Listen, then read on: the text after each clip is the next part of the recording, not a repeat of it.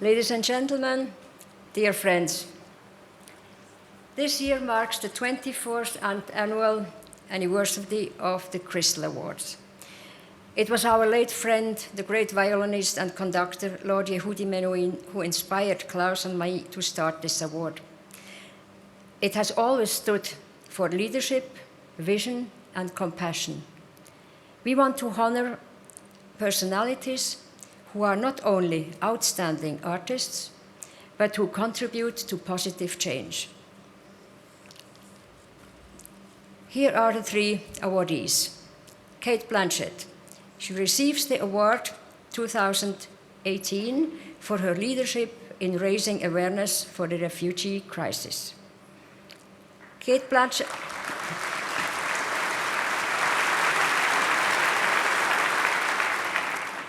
Blanchett was born in Melbourne, Australia.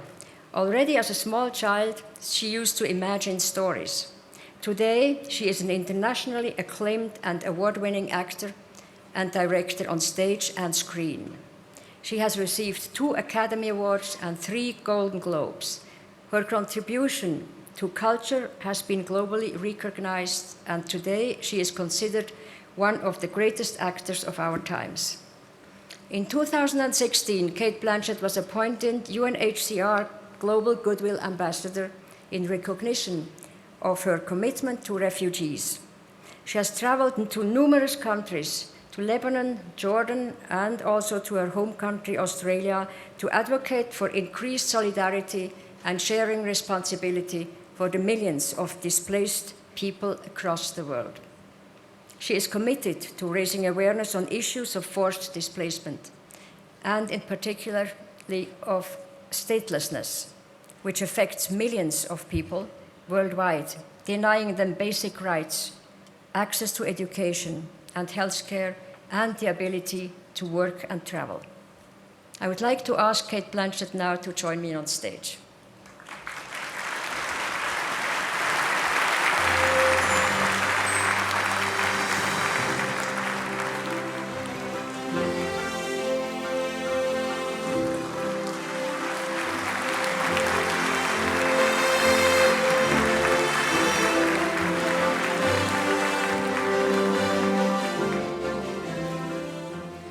Secret's out. I'm as blind as a bat. Thank you, Mrs. Schwab and Professor Schwab and the World Economic Forum for honouring me with this award. I'm deeply grateful for the recognition it gives to the scale and severity of the global refugee crisis, along with the acknowledgement that we all have a stake in identifying and enacting solutions. So we hear the alarming statistics, 66 million almost human beings forcibly displaced around the world, and we see the fallout from continued failure of world leaders to secure peace.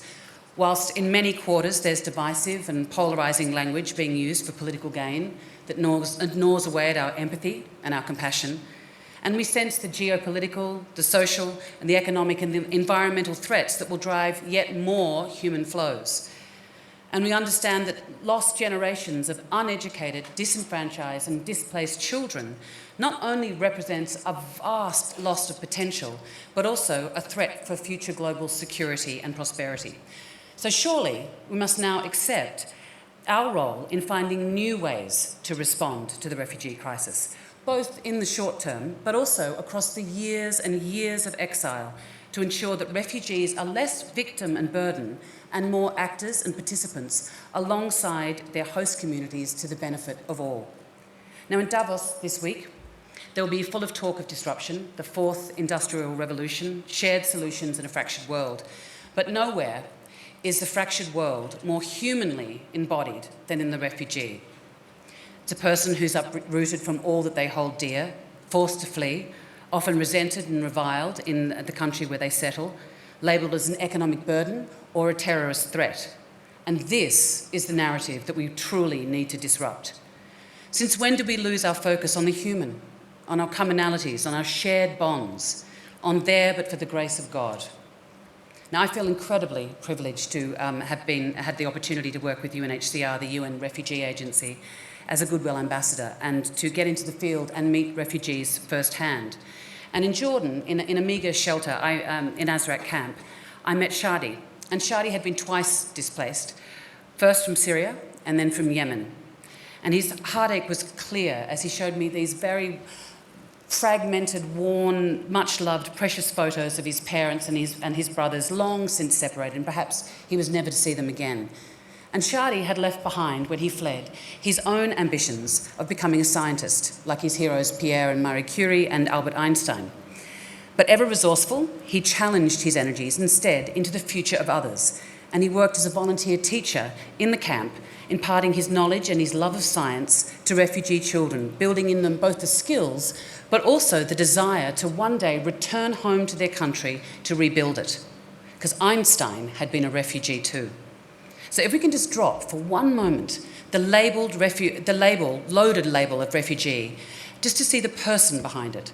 Shadi, an aspirational, technically gifted, resilient, generous man, father, husband, teacher, and we can begin to move him from them to us.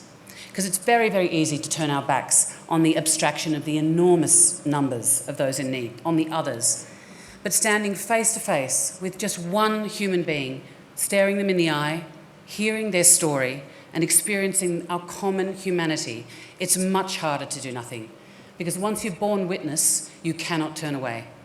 Now, in this room, and over the course of the week, there's an incredible opportunity to reconnect and start transformative thinking, and turn this thinking into transformative action. Now, whether your lens is one of sustainable profit or business integrity or competitive advantage, innovation, creativity, or security, please consider the incredible opportunities that come from engaging in this issue and with organisations like UNHCR, and perhaps the longer-term risks of not doing so. But beyond that, as people, as parents, sons, daughters, effective leaders, inspiring role models, and people who understand the value of legacy, consider why this is important to you, and I ask you to be reinvigorated by your moral compass.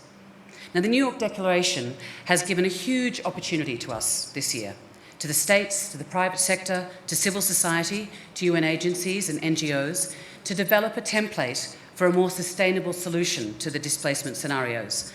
And by marrying humanitarian and development action and drawing on business acumen and resources and technological capabilities of the private sector, we can achieve far more effective and genuinely shared solutions. So we think not just of sheltering and feeding refugees, that's incredibly important, but also connecting them and developing their capacities and welcoming their skills, their resilience, and their hope. So alongside some inspiring business leaders who are already making huge and innovative contributions and who actually made it here tonight in the snow, Filippo Grande, who's the UNHCR High Commissioner, will be here, unfortunately not tonight, he's still on his way, but he'll be here with you all week. And he is a remarkable man. He's an innovative and compassionate strategist. So I urge you to take the time to engage with him and with the UNHCR team to see how we can best work together on those shared solutions. This award is far much more for him than me, and it's an honour to work with the UNHCR. And definitely, Professor Schwab, I'm here with my soul. Thank you very much.